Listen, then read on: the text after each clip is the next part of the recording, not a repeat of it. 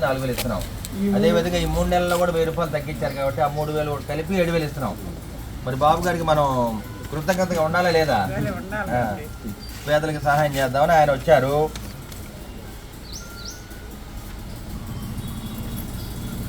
ఏమ్మా అర్థమైందా? 4,000 ఇస్తున్నాము.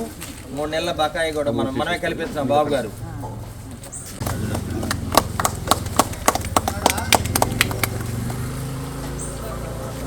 నెలలో 3,000 చేశారు. మనం అట్లా కాదు, 1000 రూపాయలు ఒకసారి పెంచారు. పాత బకాయి కూడా మనమే మీకు సహాయం చేయడానికి చంద్రబాబు నాయుడు గారు మన ముఖ్యమంత్రి గారు మీకు అండగా ఉన్నారు.